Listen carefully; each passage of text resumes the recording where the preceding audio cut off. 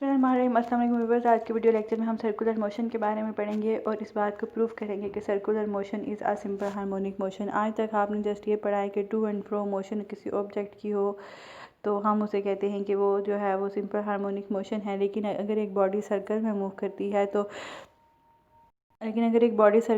करती है तो उसकी जो मोशन होती है उसको भी हम सिंपल हार्मोनिक मोशन कह सकते हैं। कैसे कहेंगे वो भी हम समझते हैं, मैथमेटिकली प्रूव करते हैं।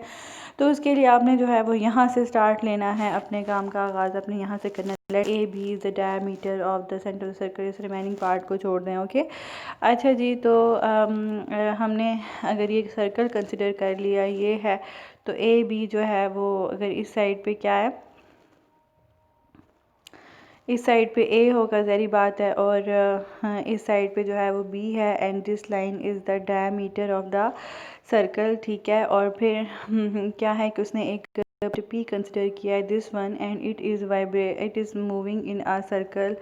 तो एक्चुअली ये कहता है कि जब पॉइंट पी जो है वो कहाँ पे होता है, एट पॉइंट, जब ये स्टोन, ब्लैक कलर का जो स्टोन है, जब ये मतलब ये स्टोन मूव कर रहा है ना तो जब ये एट पॉइंट पी होता है तो इस स्टोन का प्रोजेक्शन जो है वो इस डायमीटर के ऊपर बनता है, जो कि और उस प्रोजेक्शन को हम कहते हैं क्यू, ठीक है। क्यू पॉइंट पे उसका प्रोजेक्शन बनता है। फिर ये पॉइंट जो है वो मूव करके जब इधर आता है तो यहाँ पे उसका अगेन प्रोजेक्शन बनता है, इस पॉइंट पे प्रोजेक्शन बनता है, ठीक है।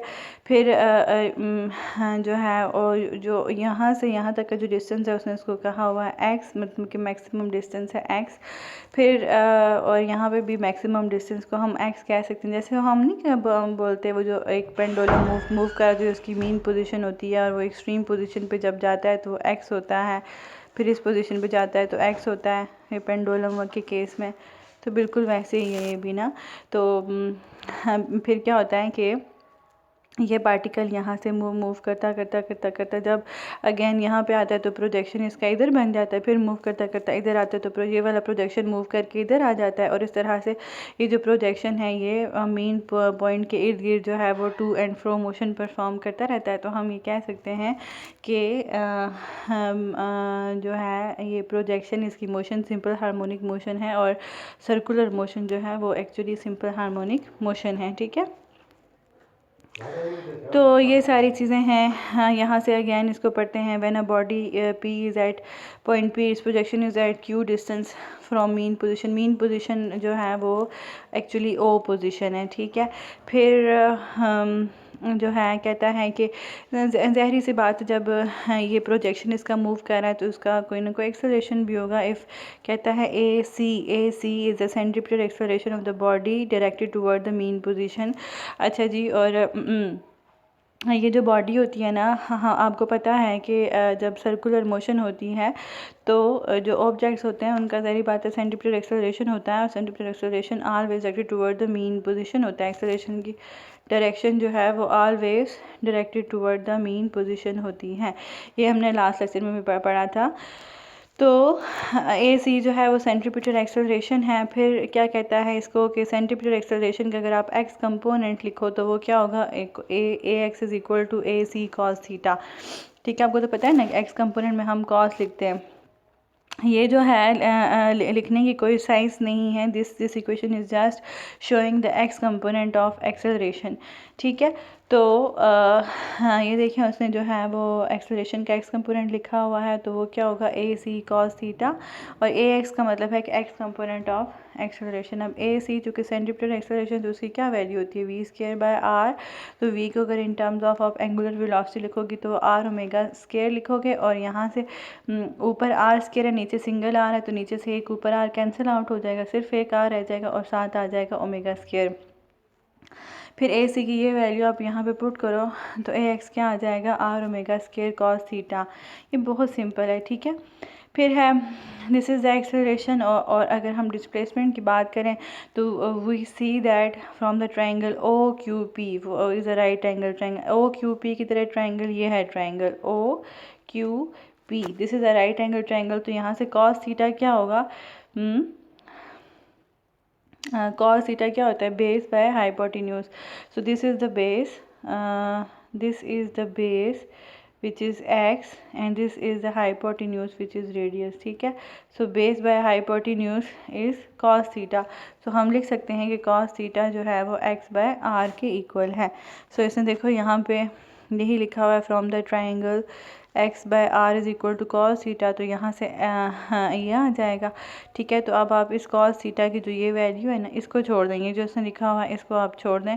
अच्छा, फिर ये जो कॉस थीटा की ये वैल्यू आप यहाँ पे पुट करो तो आर ओमेगा स्क्वायर वैसे ही आ जाएगा। कॉस थीटा की जगह आपने एक्स बाय आर पुट किया, आर से कैंसिल आउट हुआ और आपके पास सिर्फ बचा omega square x.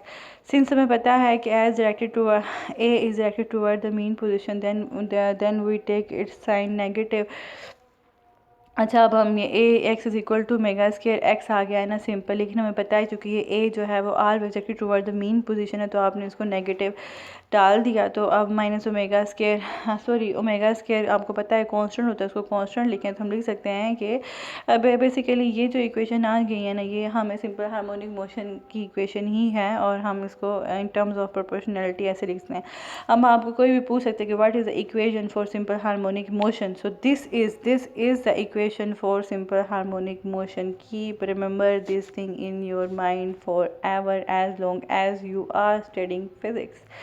Okay, so A is proportional to minus X हो गया। सो हमने यहाँ पे जो बात हो गई ना कि एक्सेलरेशन, जैसे कि मैंने आपको पहले बताया था कि जो प्रोजेक्शन है वो टू एंड फ्रो मोशन कर रहा है about the mean position, so we can say that the simple harmonic motion circular motion is a simple harmonic motion, but as we know that physics does not rely on the things which we see.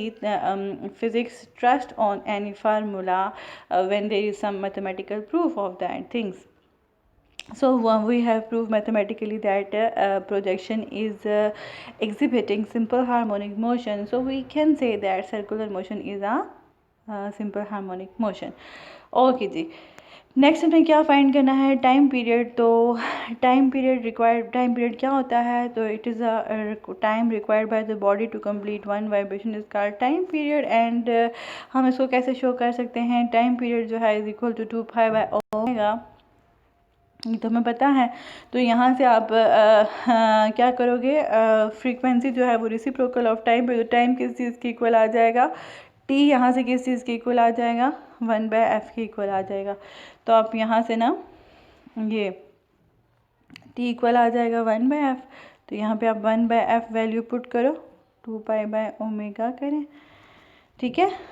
तो मतलब मैं इसकी बात कर रही हूँ कि time की जगह आप क्या पुट करो, 1/f, टाइम की जगह आपने 1/f पुट किया और 2 बाय ओमेगा को एज इट इज़ लिख दिया, क्रॉस मल्टीप्लाई करें तो omega is equal to 2/f आ जाएगा। So here is the case, this is the frequency of simple harmonic motion, okay, and this is the acceleration of simple harmonic motion, and now we will find what velocity of projection, कि ये जो projection point था ना, ये वाला projection point जो कि to and fro motion perform कर रहा था, सॉरी यहाँ से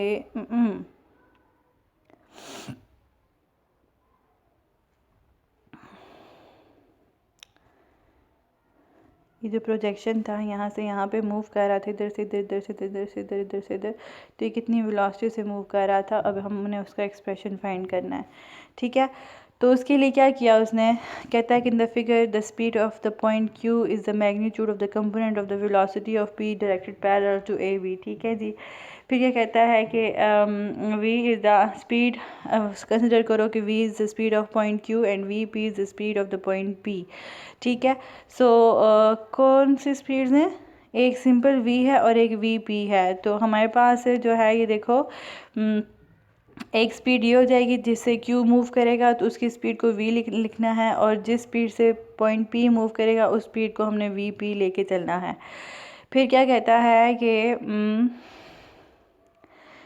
है कि Vp is equal to v sine theta, ठीक है। आप अगर इसका then the speed v is Vp is equal to v, इसने जो है वो वर्टिकल कंपोनेंट ऑफ वेलोसिटी लिया है, Vp is equal to v sine theta. Projection के अलॉन्ग, तो क्योंकि देखो ना इसकी मोशन अलॉन्ग द प्रोजेक्शन तो नहीं है ना, इस डायरेक्शन में तो नहीं है, तो ऐसे ऐसे वर्टिकली मूव कर रहा है इस तरह से, इस तरह से। तो अगर आप इसका जब आप क्यू की मोशन लोगे तो आपने उस टाइम हॉरिजॉन्टल कंपोनेंट लेना है, जब आप पी की मोशन लोगे तो आपने उस टाइम वर्टिकल कंपोनेंट लेना है। वर्टिकल कंपोनेंट में हमेशा साइन आता है, ठीक है। Keep this things in your mind, this little things. So V P is equal to V sine theta हो जाएगा। तो हमें पता है कि ये अब हमारे पास एक फार्मूला होता है, ये कहीं से डिराइव नहीं हुआ, दिस इज़ इसने एक फार्मूला आपको इंट्रोड्यूस करवाया है कि हमें मैथमेटिकल एक मैथ्स में एक फार्मूला है जिसमें हमें जो मैं ये बताता है कि cos square theta sine square theta 1 के इक्वल होता है। आपने इसको स्ट्रेट फॉरवर्ड लिए फार्मूला यूज़ करना है, इसको प्रूफ नहीं करना। तो यहाँ से अगर साइन की वैल्यू निकालोगे तो वो 1 माइनस कॉस स्क्वायर थीटा हो जाएगी। और हमें पता है फिगर से कि cos theta X by R के इक्वल होता है, जो मैंने आपको पहले ये वाली डेरिवेशन करते हुए मैंने समझाया था, ठीक है। एक्स बाय आर के इक्वल होता है। तो आप साइन स्क्वायर थीटा को एज इट इज़ लिखो, ठीक है। 1 को भी एज इट इज़ लिखो और कॉस थीटा को आप लिख दो क्योंकि कॉस स्क्वायर है तो यहाँ पे एक्स बाय आर का होल स्क्वायर आ जाएगा। फिर क्या करना है आपने कि sine square theta is equal to 1 minus x square by R square. फिर क्या करना है आपने बोथ साइड पे स्क्वायर रूट ले लेना। तो यहाँ से तो साइन स्क्वायर ख़त्म हो जाएगा तो इस साइड पे स्क्वायर रूट आ जाएगा, इस साइड पे ना स्क्वायर रूट आ जाएगा। तो यहाँ पे अंदर आप एलसीएम ले लो, ठीक है। आर स्क्वायर नीचे आ जाएगा और ऊपर आ जाएगा R square minus x square ये वाला, ठीक है। तो फिर आप इस स्क्वायर रूट को ऊपर और नीचे अलग-अलग करके लिखें, ठीक है। तो नीचे जो है वो आर स्क्वायर से स्क्वायर रूट कैंसिल होकर सिंपल आर आ जाएगा और ऊपर जो है वो r square minus x square आ जाएगा। सो साइन थीटा हमारे पास ये आ जाएगा। तो अब आप साइन थीटा की वैल्यू यहाँ पे पुट करो तो V P is equal to V times sine जो है थीटा है 1 by R R square minus x square. तो वी को in terms of angular velocity लिखो तो वो आर ओमेगा के आर आर से कैंसिल, तो ये आपके पास आ जाएगी, ठीक है जनाब।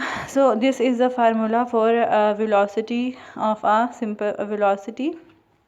R is the radius, x is displacement of the projection of q from the position O, and omega is the angular velocity of projectile of particle, ठीक है। तो हम समझ आई है। तो v जो है this is the angular velocity of the projection of the particle. So memorize this thing, ठीक है। So with this topic is over. आपने इस टॉपिक में क्या क्या क्या डिराइव किया है? velocity of the projection of point P which is moving in a circle, and time period of body in simple harmonic motion, and acceleration is centimetre acceleration. आपने sorry आपने ये बात प्रूव की है कि अगर एक बॉडी सर्कल में मूव कर रही हो तो उसकी मोशन सिंपल हार्मोनिक मोशन होती है। सो ये हमने सारा इस टॉपिक में कवर किया है। Thanks for watching the video.